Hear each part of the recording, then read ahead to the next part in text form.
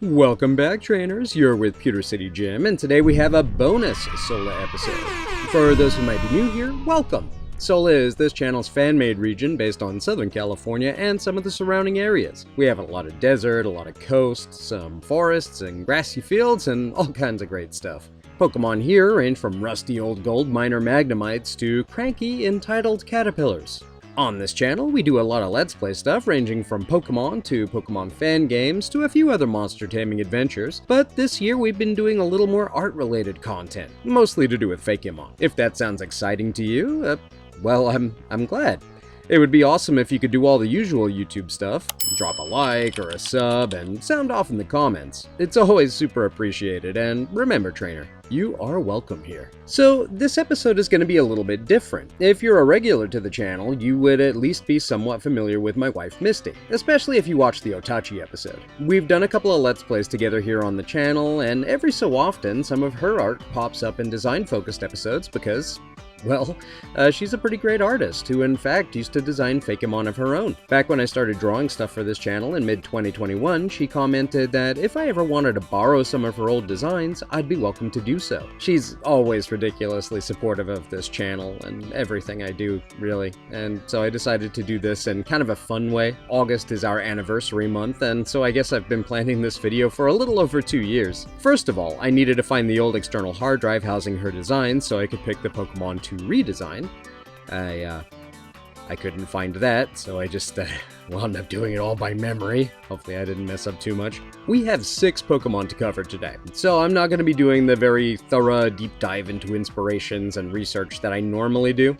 I will give some context, but that's not really what this video is about so much as the designs themselves and Mistie's reactions to them. I managed to work on these pretty much solely while she wasn't around to get a sneak peek, and she has no idea that this is even a thing, so hopefully she gives us some fun reactions to seeing these ancient monsters resurrected in the modern day. Oh, and one other thing. One of her favorite generations is 7, set in Alola. I tried to tie that into the inspirations for all of these monsters in that they would be summonable ride Pokemon, much like the ride Pokemon of Sun and Moon. So, without further ado, let's call her in. Hi, Mistie. Your eyes still closed? Yeah, my eyes are closed. I bet you're wondering why I summoned you here. Why did you summon me here? Well, it's August. It is August. What month is August for us? Well, we had a very special day. In August? In August. Yes. Some time ago, in a land far, far away. Right. So this is a little. It's not the only thing that I'm doing for our anniversary, obviously, but it's a thing that I'm doing for our anniversary. So you remember when I first started drawing stuff for Sola, and you said that if I wanted to borrow any of your old designs, I could. Sure.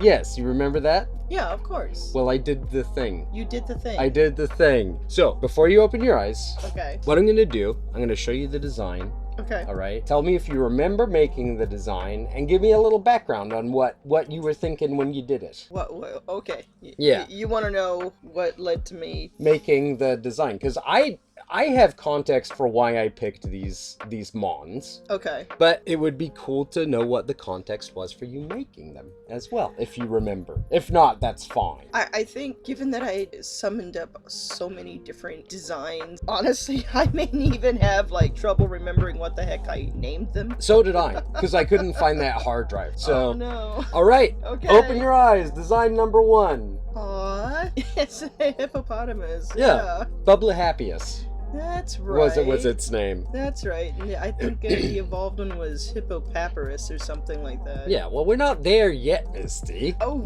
well, so sorry for remembering a little bit about something I drew, like, I don't know, 10 years ago, easily. So, did I do a good job, first of all? Do you like it? I think it's adorable. I love it. So I changed a couple things. Okay. Again, I couldn't find the hard drive that had your original designs on it, but with your original designs, you had the stalks of papyrus kind of sticking up off of the back, whereas I went for more of like an island kind of aesthetic. Yeah, no, it makes sense. We still have the general sort of shape of the papyrus leaves on top of the head. Right. Yeah, but yeah, so like, was there any particular thing that sort of made you want to design a hippo? Yeah, sand hippos were upsetting. No, this was before Gen 4. Was it? Yeah, this was long before Gen 4. This was 2002. Oh, okay. Wow. Yeah. Yeah, wow. Gosh. Well, I still find sand hippos sort of Upsetting. All right. Are we ready for the next design? Yeah, go. But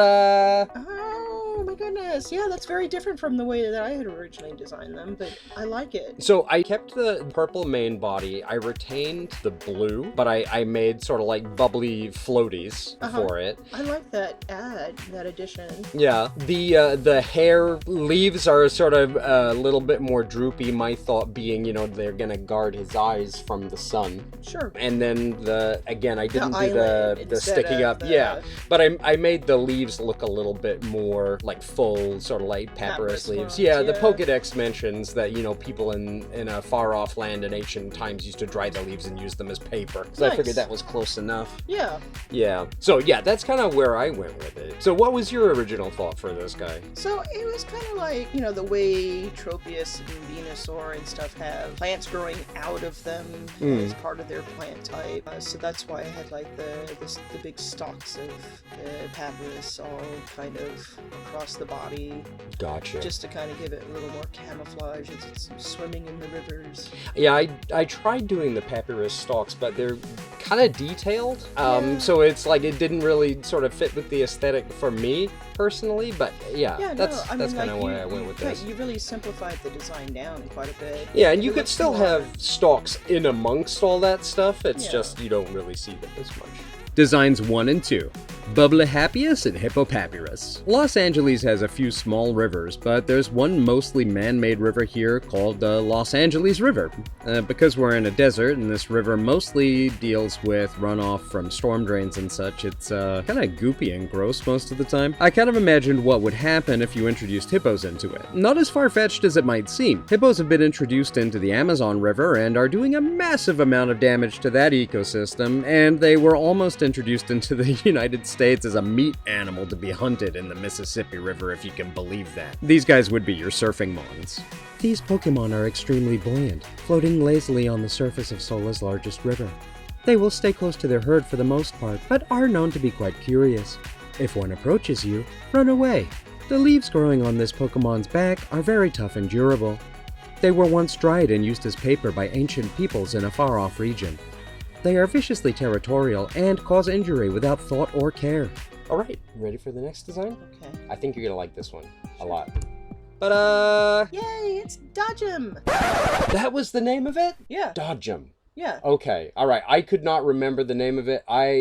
For the Pokedex entry, I've called it something else. Oh. But I can change that. That's doable. Yeah, so tell me about this one, because this was one of my favorite designs of yours. So I was designing something like an object style Pokemon, and I was thinking about like an abandoned theme park sort of thing. Mm-hmm. And I actually started with the evolution. Okay. The weird first. thing is, so did I with the redesign. Yeah. Interesting. And I was like, okay, so how do I make this a baby? Like, how do I make this a smaller version of its evolution? And yeah, bumper cars was where it went. Okay. So yeah, my thought, the reason that I included this in Sola, we have a bunch of abandoned theme parks in Southern California. Rockahula is like out in the water park right out in the middle of the desert.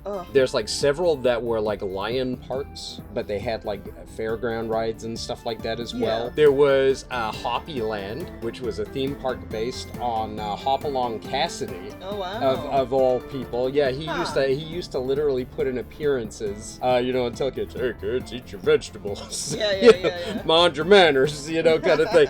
So yeah, that one actually, I think if I remember rightly, was like near Marina Del Rey, and that area has been reclaimed and stuff like that. So it's not like you can go there and see an abandoned amusement park there. You can with Rockahula, but there were tons of about 20 amusement parks that came and went. Yeah, there's like 20 amusement parks that showed up in Southern California and just couldn't compete with the bigger names. Yeah. So okay, are you ready for the next one? Yep. And there's Thrillum. Okay, again, and I named it something Yeah, completely different. You did, and this one looks a little more like train track style.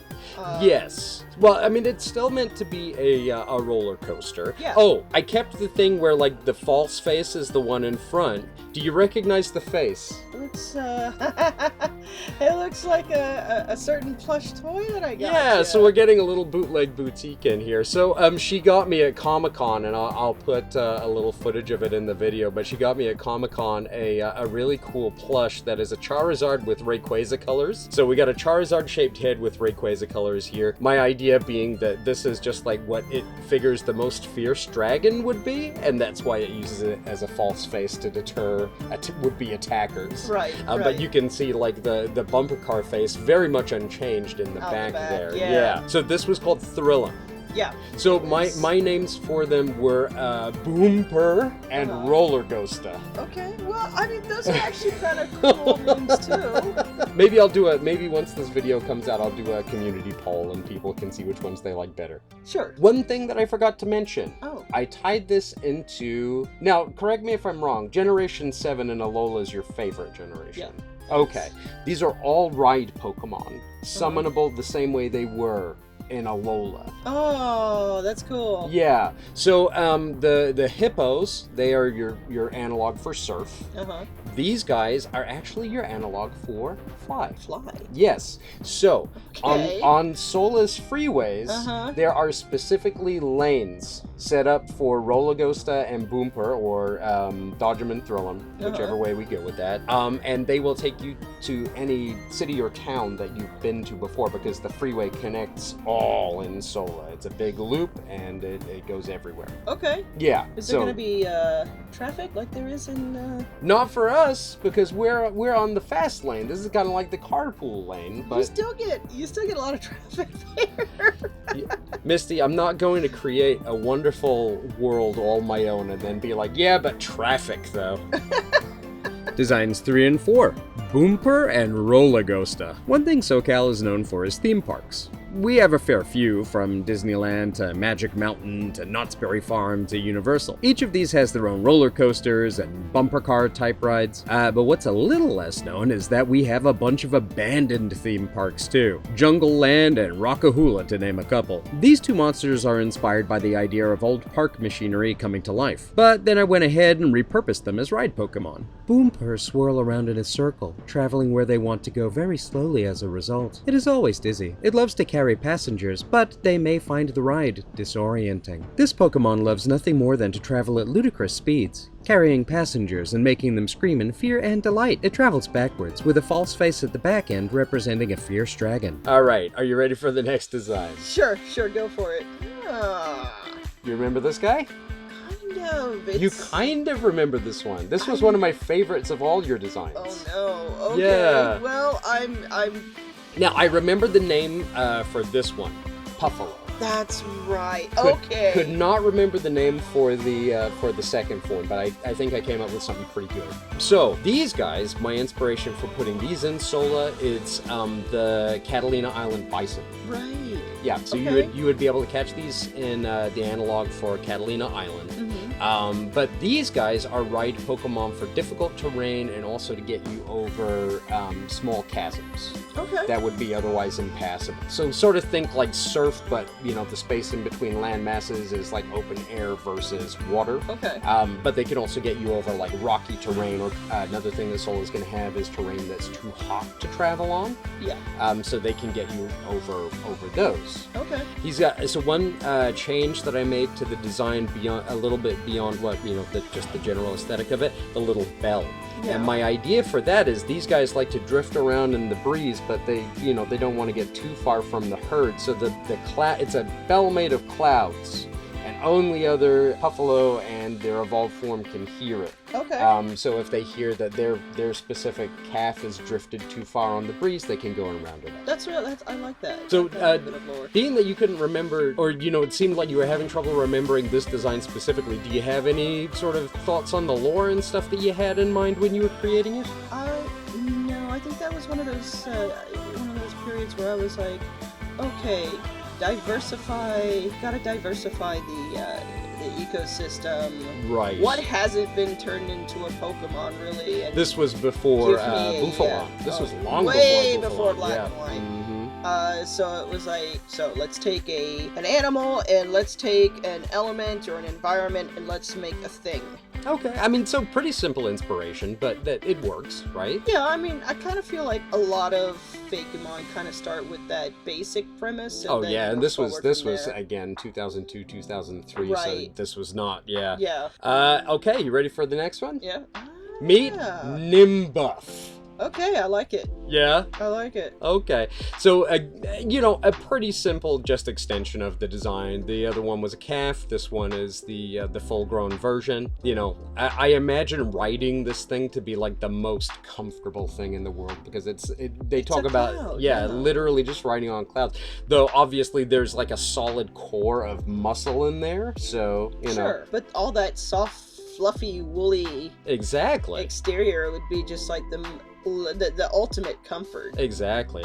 Yeah, so that's kind of where I went with the design for this one. I like where you went with it. I can Yeah. almost sort of picture the original. Again, it's sort of The original had very much the same body shape. I think the original illustration for it was a little bit more static. I think at that time you were also doing a lot of them where they were almost like if you'd seen the picture of the creature in like a science textbook or on like a family tree or something like that. There wasn't like a lot of dynamic posing. So I changed the pose to be more dynamic. I just remember the big horns, that it had like a white body and sort of like light blue accent. So that's kind of what I did. yeah. No, I like it. I like what you did there. Cool. Designs 5 and 6. Puffalo and Nimbuff. On Catalina Island, there's a historic herd of bison. Imported there in the mid-1920s for the filming of a western entitled The Thundering Herd. They were originally from Yellowstone, and then some additional animals were imported from Colorado. They're still there to this day and have become a pretty big tourist attraction, bringing people to the island. These guys, being flying type, would actually not be used as a proxy for fly. We've already covered that. Instead, they would be a bit like Rhyhorn and Alola, carrying you over impassable rocky terrain and over small, otherwise unbridged gaps in the mountains. This childlike Pokemon loves nothing more than to drift lazily on the breeze. The cloudy bell at its throat chimes to let its parents know where it is at all times, but it is only audible to other Puffalo and to Nimbuff. The clouds surrounding it obscure what its body really looks like underneath, but no one can deny that there is a core of pure muscle inside Nimbuff. Its hooves rarely ever touch the ground, but it will charge if it feels threatened. Well, that's all of them. Okay. I did 6. Wow. Yeah?